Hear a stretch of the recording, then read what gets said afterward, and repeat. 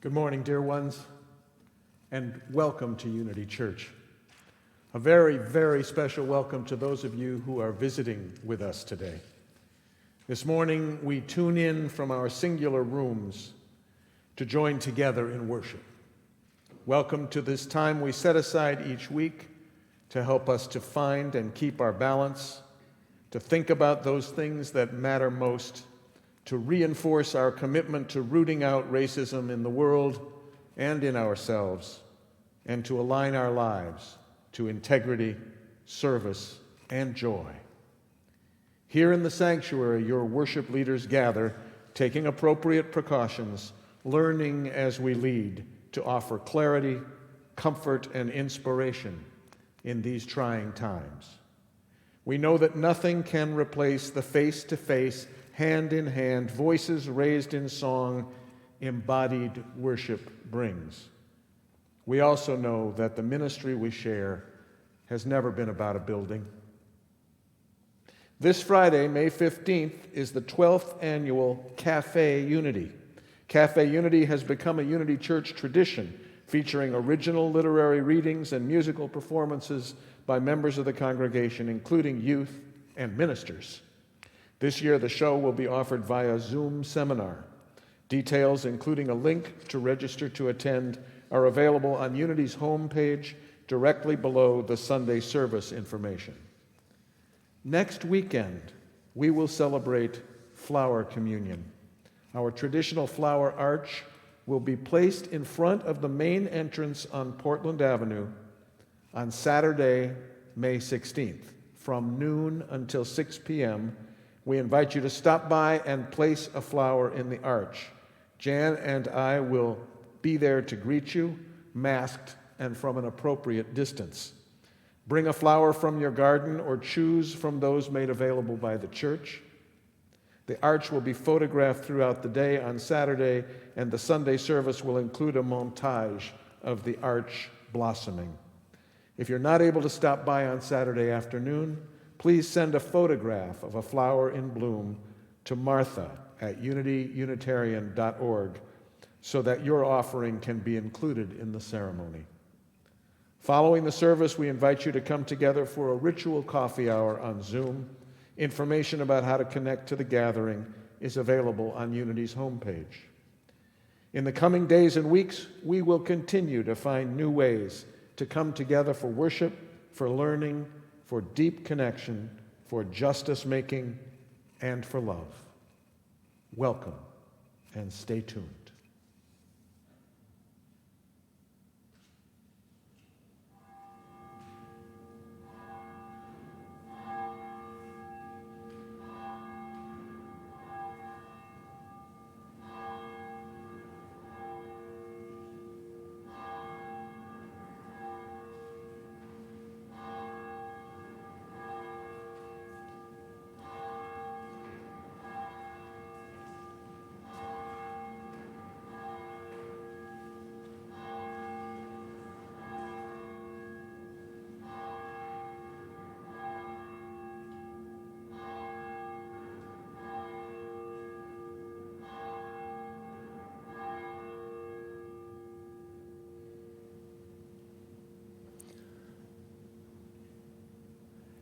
Thank God for kids.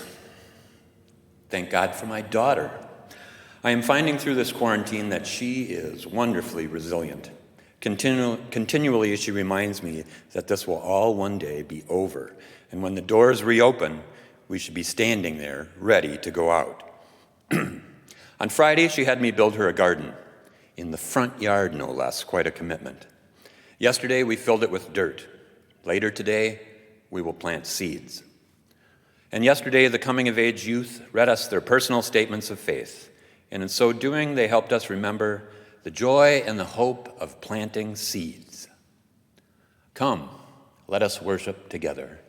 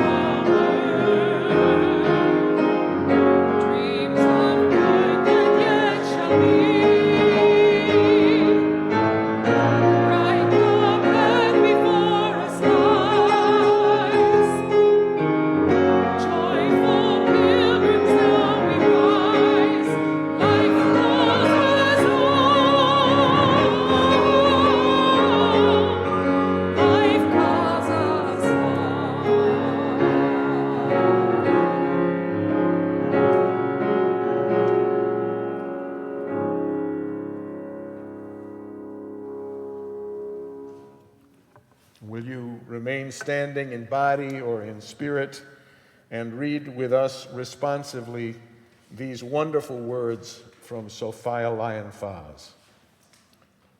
It matters what we believe. Some beliefs are like walled gardens. They encourage exclusiveness and the feeling of being especially privileged. Other beliefs are expansive and lead the way into wider and deeper sympathies. Some beliefs are like shadows, clouding children's days with fears of unknown calamities. Other beliefs are like sunshine, blessing children with the warmth of happiness. Some beliefs are divisive, separating the saved from the unsaved, friends from enemies. Other beliefs are bonds in a world community where sincere differences beautify the pattern. Some beliefs are like blinders, shutting off the power to choose one's own direction. Other beliefs are like gateways, opening wide vistas for exploration. Some beliefs weaken a person's selfhood. They blight the growth of resourcefulness. Other beliefs nurture self-confidence and enrich the feeling of personal worth. Some beliefs are rigid, like the body of death, impotent in a changing world.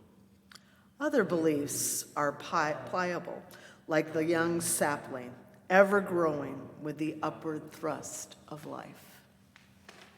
Let us join together now as we prepare our minds and hearts through silence to hear what we need most to hear.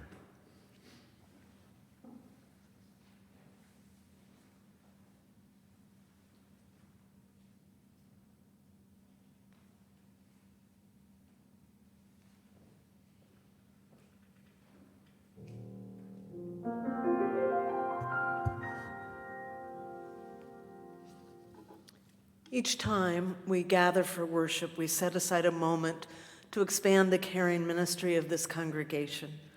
Together we recognize the cycle of life and death, the circle of love, compassion, and witness that is at the center of this and of every sacred community. We stand at the side of parents, teachers, and all those whose primary spiritual practice is caring for children, with those who live with grief or chronic pain, with illnesses seen and unseen, with mental disability or addiction. We pray for our neighbors in prison, for those who care for family members in ill health, those who are struggling to stay afloat in the midst of poverty. Our lives are blessed by those who knowingly and with curiosity and courage face their final days, and by those who rise above the heartbreak to challenge oppression in all of its forms. We pray for those in harm's way, for the wisdom and strength of the leaders of the world, and for the people of this courageous congregation as together we live into our longing to embody and help to build the beloved community. And will you pray with me for all these we now name? We join the village of Homerod St. Peter in Transylvania in grieving the death and celebrating the life of Maria Zaz, or Zaz Maria, as they would say there, whose bright eyes always shone brightly with her generous spirit. She will be missed by her family, the village, and those here who had the good fortune to be graced by her presence. We join the nation in mourning the death of yet another African-American man, Ahmaud Arbery, who was senselessly killed while out jogging in Georgia. And we celebrate all the mothers and caregivers around the world who hold so much in their tender care. We do so mindful that this holiday was created not as a sentimental day, but a day devoted to peace and justice for all, because a mother's love is grounded in abundant and ever-expanding circles of love, compassion, and kindness for all.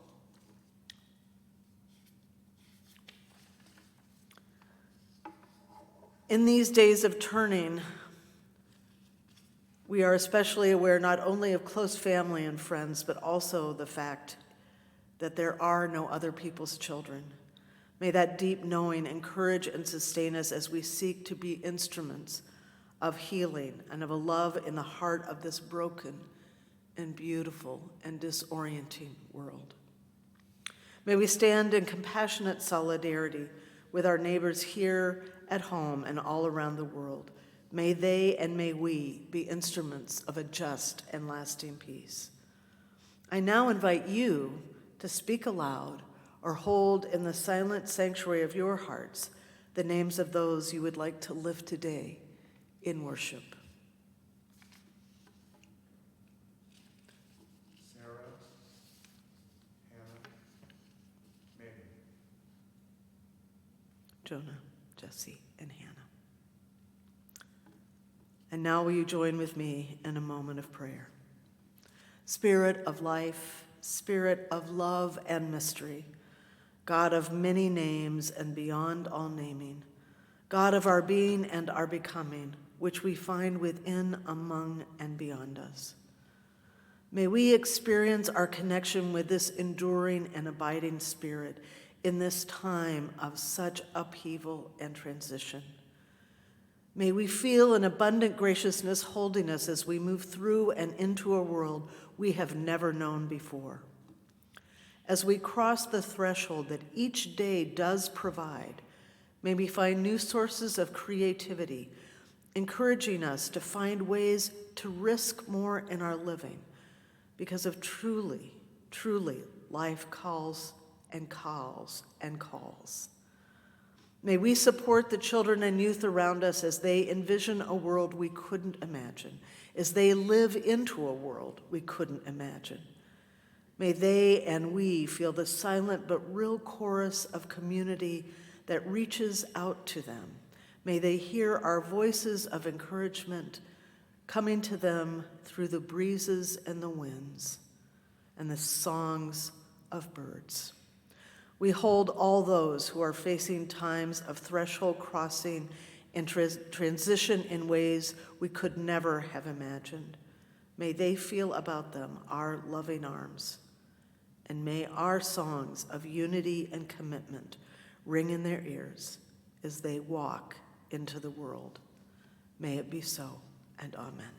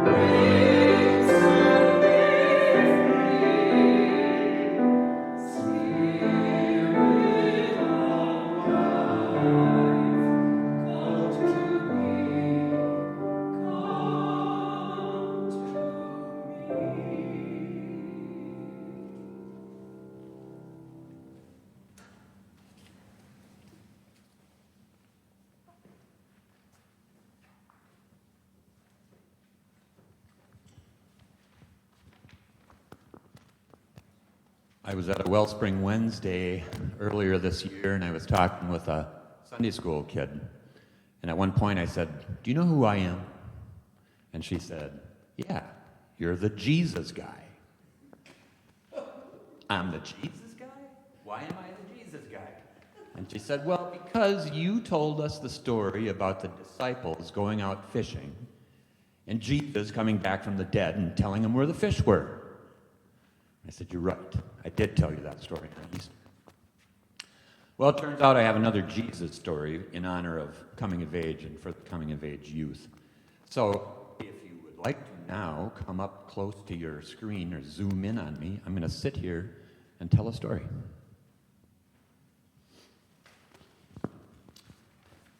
You may also know that I talk about Christmas a lot. I'm not going to talk about Christmas this time, except to remark that it's really interesting to me that the story of Jesus' birth is huge, right? It's an epic story. We know it all around the world. Whether you're a Christian or not, you know the story. But then we don't really know anything about Jesus until he's in his 30s and he's doing his walking around with his disciples preaching thing. right?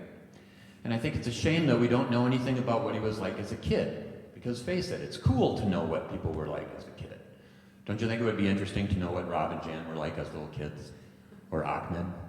It makes them real to know what they were like when they were young. So there's not much in the Bible about Jesus, but there is a story that I do remember about when he was about 12 years old. So there's a family, and the family is Mary, the mother, Joseph, the father.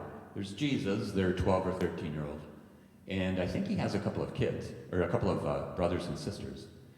But they are going to travel to Jerusalem for the Feast of Passover. Now this is a big deal. This is a big yearly festival, and they're going to go with their entire group of relatives, the cousins, the aunts and uncles, and they all load up. You can imagine, I always imagine that they're loading up a few trailers. They're going on foot. They've got a couple of camels, and it takes a couple of days for them to get from home to Jerusalem. Maybe you've done these kind of trips with family. I can't imagine how fun it would be. You're there with all your cousins, with your aunts and your uncles, and everybody's hanging out. And they take this long walk in anticipation for the festival. And they get to Jerusalem, the big city, which has got to be exciting. And they spend several days, I'm imagining, at festival events. They're having dinners together. The kids are always hanging out together. They're not hanging with their parents. They're just having a grand old time. All culminating in big Passover church services. So this goes on for a few days, and finally it is time to load up and head home.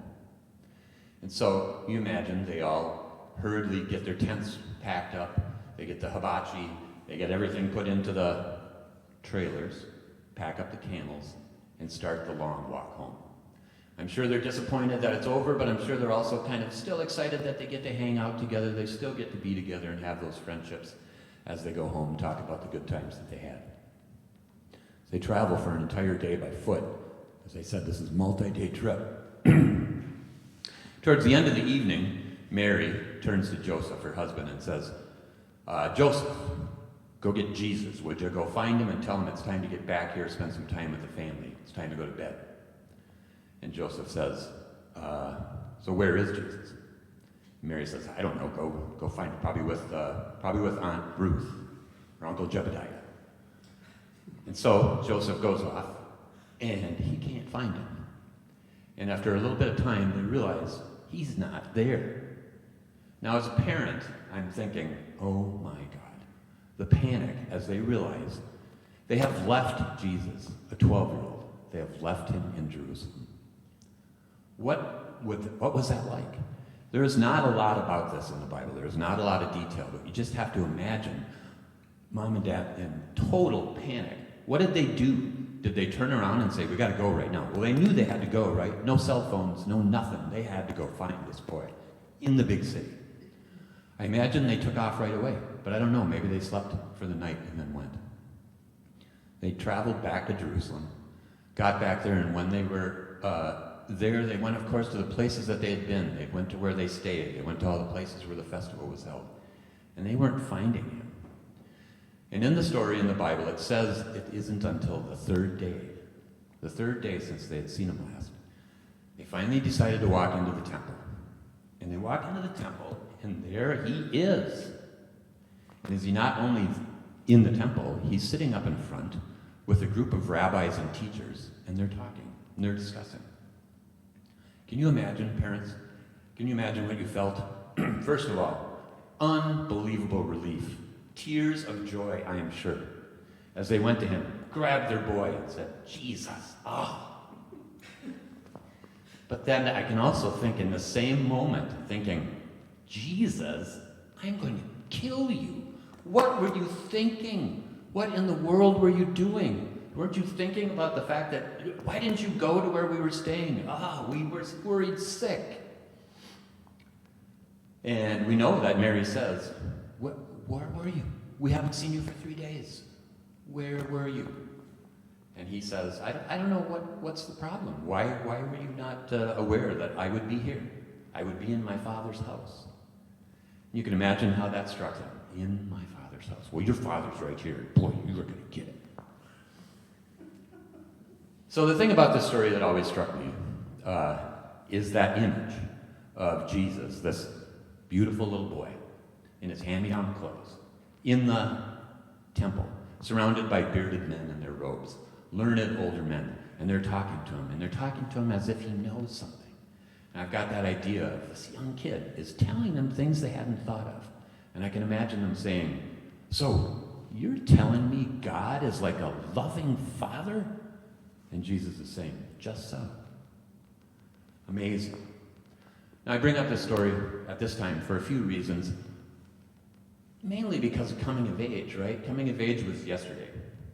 And we had all of our ninth graders come to the temple and tell the old people, tell the learned what the truth was, what their stories were. The way that this struck me when I was a kid was that Jesus was cool, man. I really could imagine that I would be somebody that would have that kind of cachet with adults. Do you all know the saying, kids should be seen and not heard? That's something my grandparents said. My mom and dad said it a little bit.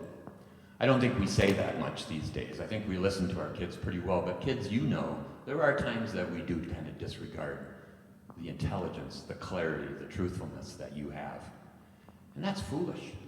That is really foolish, isn't it? We need to listen to you all.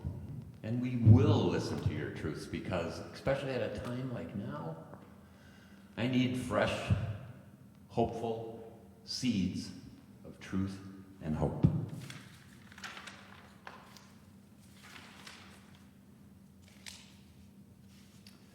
And parents, there was a part of this story that of course resonated for me, as well as my esteem for Jesus in this story. But that panic of our kids going off and being alone. And it is our job to hold them close. We want to know where they are. We want to know what they're doing. And face it, we even want to know what they're thinking. We want to have that control, or at least input into them at all times. And in this story, we see that this young boy, off by himself, is doing the work that he needs to do. And I have to be mindful of that, as I cannot stand the idea of my kids going off on their own. But I know they will, and I know that they will be doing the work that they have to do, and it will be God's work. Thank you.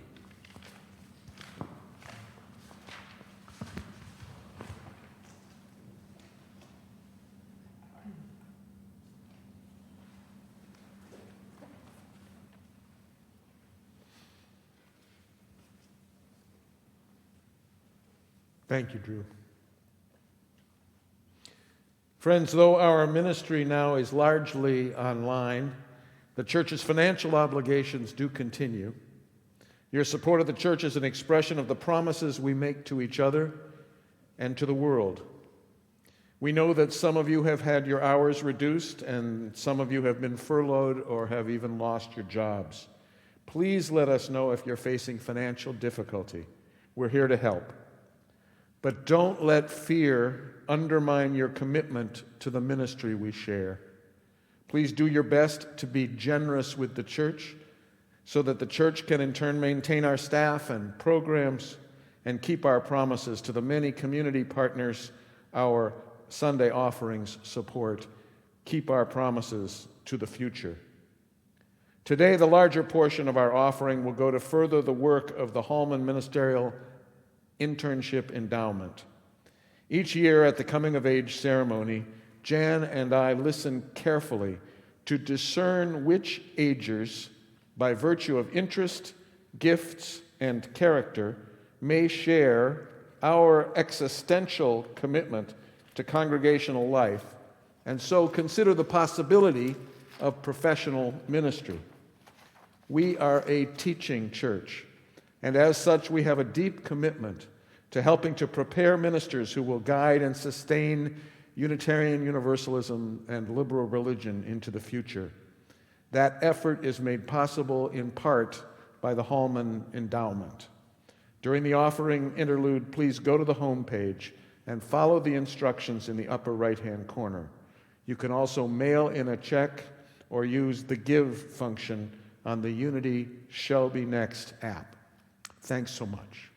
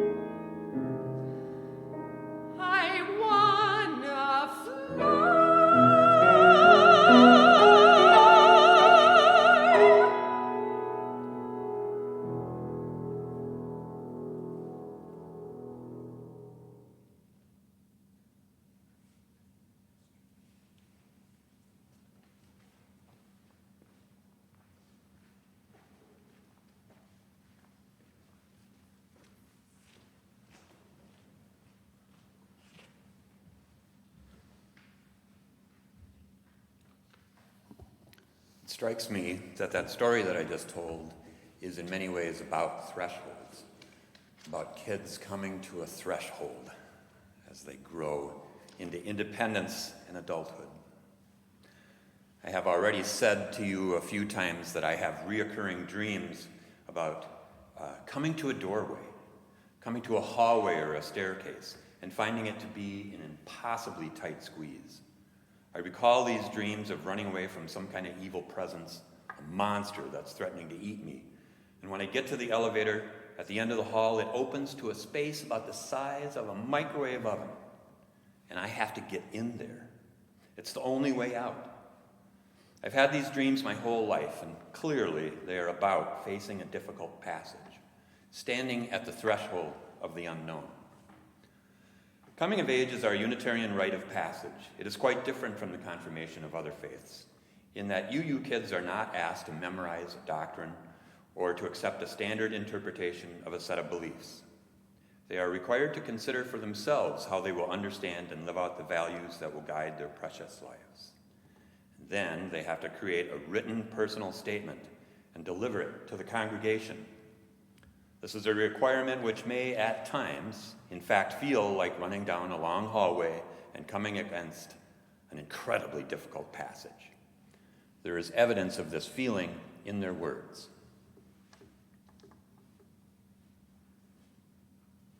Let me just say, this year has been a train wreck. I think we can all agree that the world is a crazy, out of control place right now. All of the things happening make me feel small, weak, and afraid. There are so many things I don't know and so many questions I wish I could answer. I personally think that God, if there is one, would not care. As some of my friends and I like to describe it, Earth and everything on it is just a game of Sims that God left unpaused for millions, if not billions of years. As humans, we all do this, lying and saying we're okay when we aren't. I'm starting to think we lie to each other because it's better than admitting the truth, that we're scared. God just doesn't make that much sense to me. Our future isn't in the hands of some merciful deity. It's all on humans, and we need to make sure we don't screw it up even more. I think I'm not ready to believe in what I believe in, if that makes sense. I feel like there's been a theme in my life. This road might not be the easiest journey, but there is still a light at the end of the tunnel. Being human and alive means that you agree to continue the journey, even if it seems like a nightmare. In examining the biggest philosophical and spiritual questions, the coming-of-age class faces a great deal of unknown. We started the year with an emphasis on them talking together with their peers in large and small groups about how this all mattered in their lives. They were doing fabulously well, getting to know each other and trust each other, the cohort that they would work together with as they passed through this difficult passageway towards spiritual independence and adulthood. And then suddenly the doors closed and so much just stopped. Nothing like this had ever been experienced by a COA class, and isolation and fear took its toll. Zoos never keep animals alone for a reason. The animal becomes depressed. Life is dull and boring without social experiences and connections. I think a lot of us are learning more about this concept during this pandemic. I thrive off of positive connections with other people. Now I feel isolated and alone. Without frequent daily connections with my friends, I'm lonely and lessened, not my whole self. People turn to science to answer questions about the world's complexities. Science gives you the who, what, when, and how, but it will never have all the answers because you can't ask why. Dying in our world is sometimes considered losing. However, I think the most courageous and victorious thing a person can do is to live their life knowing it will end. Now, when I think back to that kid attempting to play t-ball, that kid that trying to play the saxophone and messing around in the kitchen, I know that as much as he has learned and grown, he still has so many times ahead where he'll need to step into the batter's box to make some sense out of life. I think the things people do are as a sort of a web, an effect that goes outward. A person can probably make the world a better place. I wouldn't say that a person can make the universe a better place, though. For a while, I thought that we needed to just end the year without the youth ever getting the opportunity to finish this work. In a time of everything being canceled, nothing feeling normal, was this still the time for them to try to reach conclusions, to say that they knew something, that they felt something? Against my best guesses, it turns out they were willing to go forward, and maybe they even realized that they actually needed to squeeze through this difficult passage. And yesterday, this congregation did get what we yearned for, the ultimately hopeful and promising voices of our youth. I believe humans can be very loving and caring We are well practiced in compassion, kindness, and gratitude towards ourselves and others. We can fix problems after we mess up and learn from mistakes. To be alive is a truly crazy thing. We're able to experience so many miraculous things during our time on earth.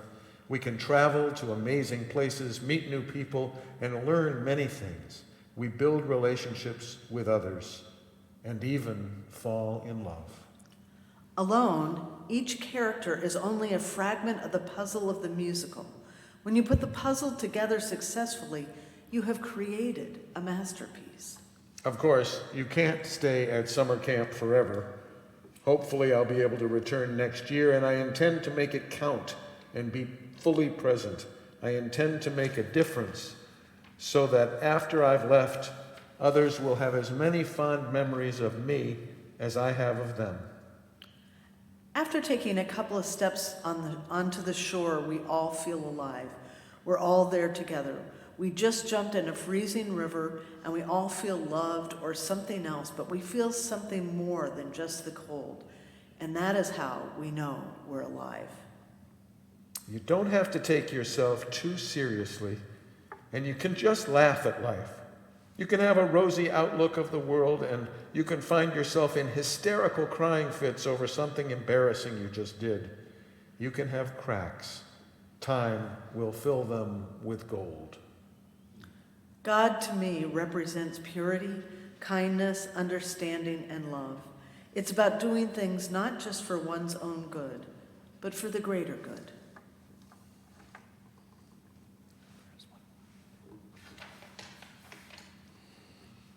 I believe that joy is essential to living fully. Joy is what it feels like to be alive.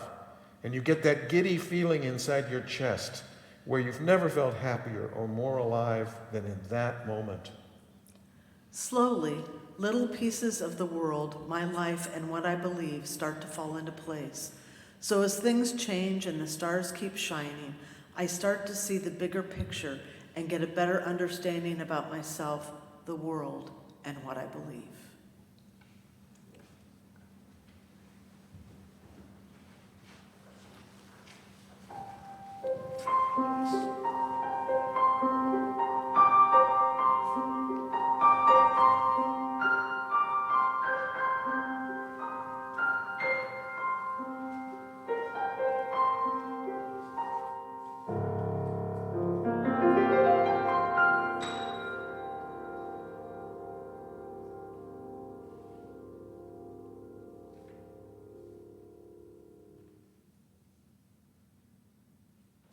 For all those who are coming of age, at age 14 or 15, or 25 or 45 or 85. And for a world struggling to come of age in the early decades of the 21st century with rising global health concerns, infectious diseases, and dramatic challenges facing epidemiology. Some observations and reflections from the world of science.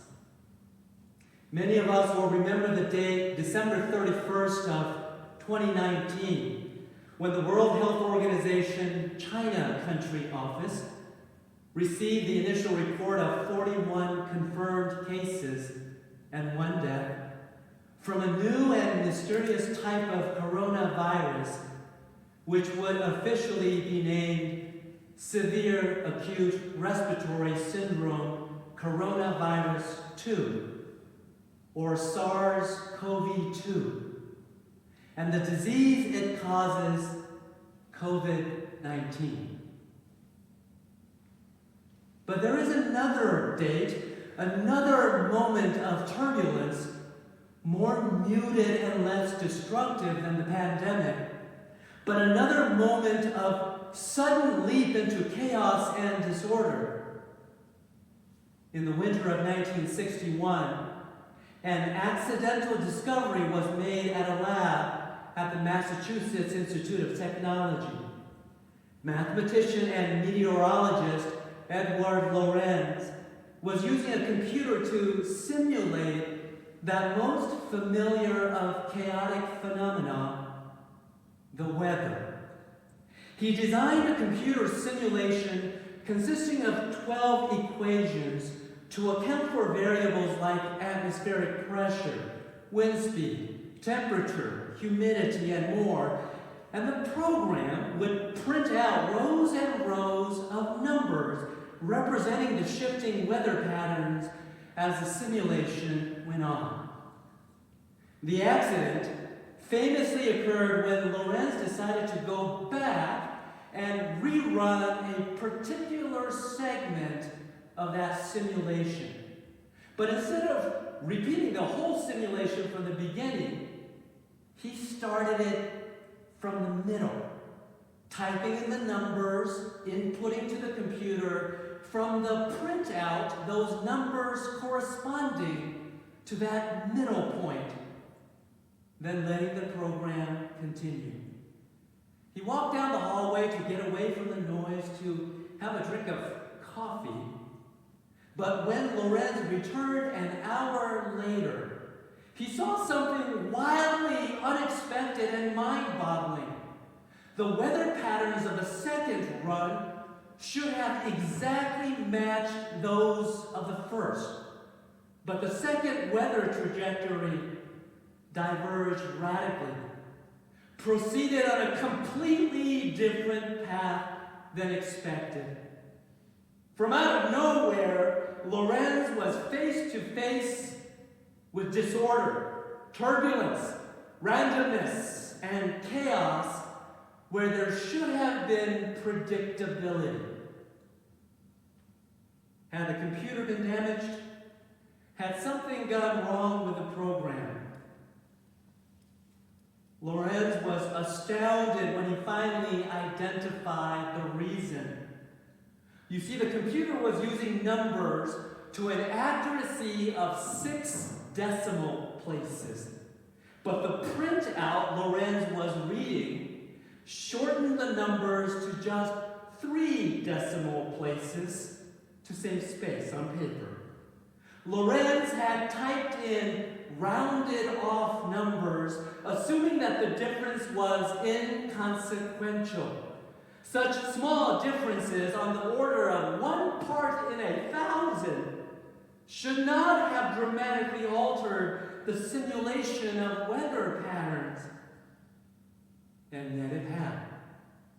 Small differences that have surprising non-linear impacts on a complex system like weather.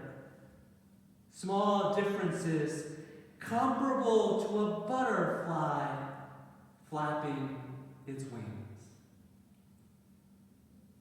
Lorenz presented his findings at the meeting of the American Association for the Advancement of Science that things that appear random and chaotic actually emerge from underlying patterns of interconnectedness sensitive to the smallest of changes. His talk was entitled, Predictability. Does the flap of a butterfly's wings in Brazil set off a tornado in Texas? In our case, does a case of SARS-CoV-2 virus in China set off school closings and a state of emergency in Minnesota? And if so, when did the virus get here? How transmissible and deadly is the virus? Why do some people get really sick, but others not? Early data focused on the elderly, but how does it impact the middle-aged and children? The disease wreaks havoc on the lungs and airways, but does it also attack hearts, blood vessels, kidneys, and nervous systems? Or is it not the virus? Is it the overreaction of the immune system, or side effects of treatments, or prolonged stays on ventilators? How many people have actually been infected? How long should social restrictions continue? Are the models too optimistic, or are they too pessimistic? Why are there so many questions still unanswered? So much about this pandemic, like the butterfly effect and chaos theory, is still vexingly unclear as scientists race to understand this new pathogen and find a vaccine. But there is one thing that is absolutely clear. Both the pandemic and the butterfly effect reveal a world designed with surpassing level of interdependence that we have imagined or know how to live. In fact, a virus may be the quintessential expression of interdependence, because a virus unto itself is actually not a living thing. It depends on the host cell for all of the biochemical activities necessary to reproduce itself and spread. The life of a virus is entirely conditioned on interdependence. Its life is a borrowed life.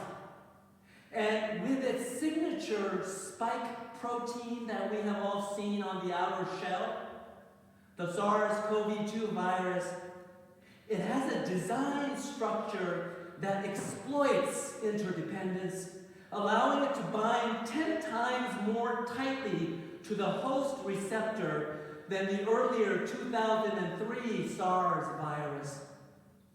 Both the pandemic and the butterfly effect reveal a world designed with a surpassing level of interdependence that we have begun to acknowledge or know how to live.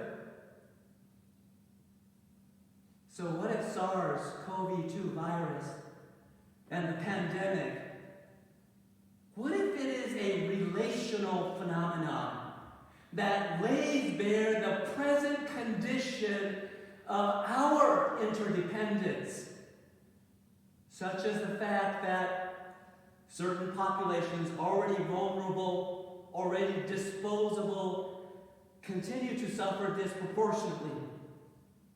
The black and brown people, how race, class, employment, comorbidities intersect in ways that perpetuate health disparities and social inequities that have long infected the health of our interdependence.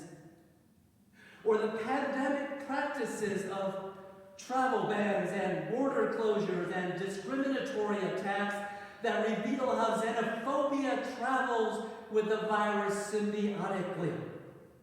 Or the condition of interdependent mechanisms for delivering health care, from N95 masks and ventilators to testing kits, to mechanisms for managing the interdependent process entailed in our healthcare system. Or what about the condition of our media and social media, where people can go to find trusted information? This from Jay Rosen, professor of journalism at NYU. The media still thinks of its job as producing new content, he says. But if your goal is public understanding of COVID-19, constant piecemeal updates is ill-suited to covering an event as large as the pandemic. It requires a lot of background knowledge to understand these updates, and the news system is terrible at providing that kind of knowledge. He goes on, the staccato pulse of reports merely amplifies the wobbliness of the scientific process, turns incremental bits of evidence into game changers, and intensifies the already palpable sense of uncertainty that drives people toward misinformation. As some have said, maybe we need an equivalent of hand washing for the infodemic. Both the pandemic and the butterfly effect reveal a world designed with a surpassing level of interdependence than we have begun to acknowledge or know how to live. What if we could then begin to redesign our world with an ever-increasing interdependence in mind? What if the contemporary world we live in is just a massive design failure, the result of poor design decisions that have shaped how we do politics and economics, how we do immigration and how we do criminal justice, how we do multiculturalism and how we do healthcare? Just a massive design failure called American exceptionalism, or I'll do it my own way. What if we could then redesign not just buildings and bridges and shoes and automobiles, but actually redesign how we're going to be in this world that illuminates interdependence? Design practices that are ever attuned to the relational dimensions of life. In what neighborhoods will we choose to live? Where we will work? How much will we own? And what will we consume? And where will we travel? Rather than hoping to be quickly done and get out from the fact of this pandemic, what if actually we can begin to linger in this pandemic? What if we can linger and begin to learn from the design of our daily lives we have had to put into place? This 6-foot social distancing designed as a practice of care. What if we can hold on to this design even after the pandemic has ended? Not to forever keep 6 feet away from one another, but to remember what interdependence asked of us. What if we can remember wearing masks designed to protect not myself, but the most vulnerable among us, even after we take our mask off, so that we can remember what interdependence asked of us?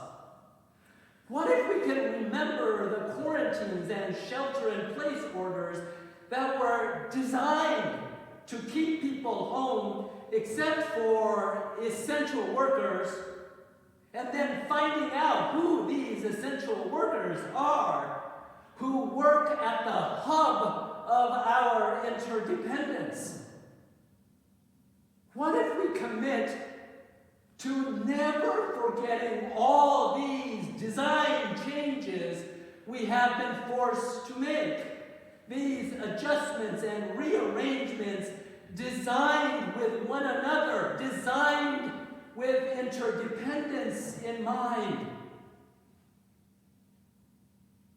Well, such a memory may turn out to be the vaccine we need. For vaccination is nothing other than the activation of our immunological memory and the ability of the immune system to mount a response with greater speed and precision and magnitude upon re-encountering these same pathogens.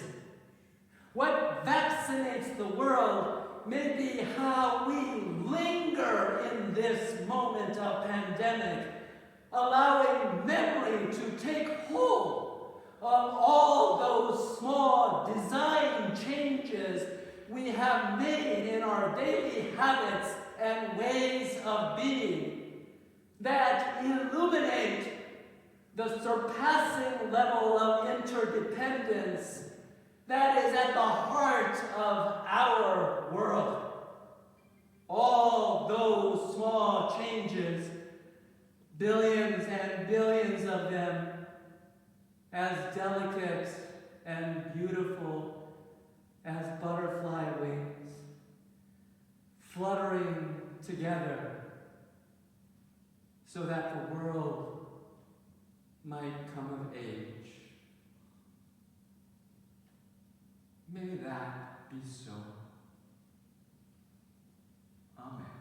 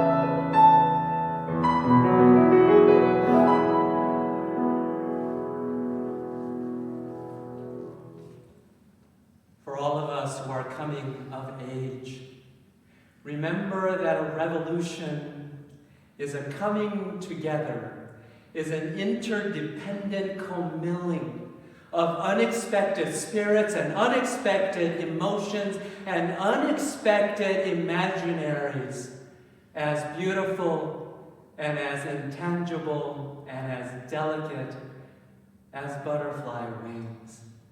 But the world has always been made of such. As we are told again and again to expect the unexpected, I want to say, don't wait, please. Be the unexpected. Live the unexpected, so that the world of interdependency that we imagine might come to be, even now.